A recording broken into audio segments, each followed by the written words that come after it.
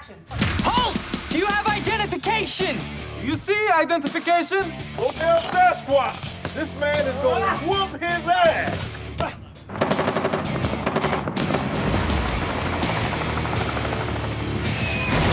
I'll roll you over, soldier! 1, 2, 3!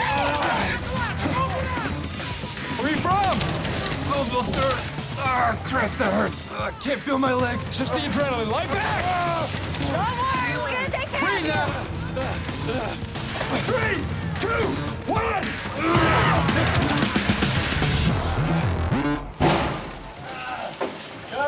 Louisville is this young man, played by Chris. He's a veteran, he's a US Marine, who lost both his legs in combat. So in many ways, he had to relive that moment. And he was such a professional about it. And you know, he's made this full life for himself. You know, he's a model, he's a father, he's a genuine war hero, he really is. And it was very generous of him to come and lend his time and talents. He just has such a brilliant outlook on life. It was very inspiring to be around.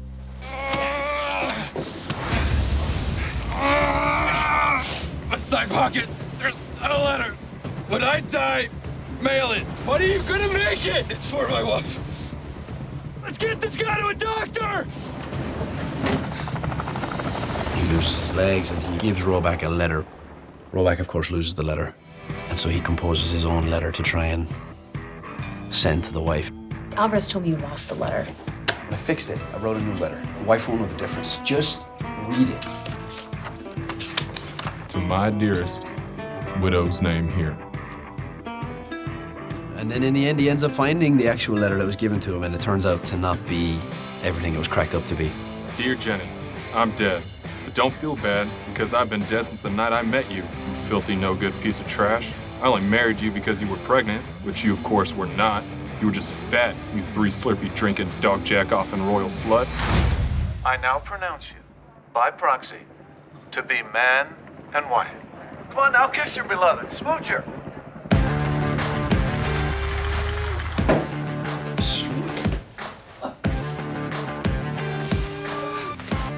It's so hard for Alvarez because he's a mess.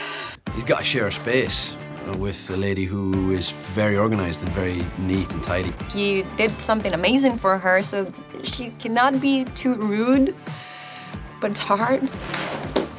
There's that balancing act of like figuring out how do we live in the same space together without murdering each other. He loves Alvarez like family, and I think this is a very selfless act for him. I don't think he has any intentions that he's going to gain anything from it. Just found out that my 13-year-old brother tried to cross the border all by himself to see his old friends, and is now in a U.S. detention center. I need a favor. A favor? You have access to the Colonel's satellite phone, right? I want to call it access. The comms are down, and I need to call my family. Not a chance. I have to speak to them. My little brother has been missing. He might be in danger. What Dorkin does is absolutely amazing because she needs it. She needs to talk to her family. She needs to know they're okay. Dorkin also sees that. She also sees that she's going through a really rough time. Yeah, it's being human. I think if Joe Schmo would have come into to Durkin's office and said, hey, I need a favor, first and foremost, Durkin's gonna say no. But if anybody came in with a valid enough reason, she's kind of a pushover at the end of the day. Yes, she does want to help her. Like, I couldn't imagine hearing that somebody has their little brother in detention. Like, she just wants to help. That's it. Simple.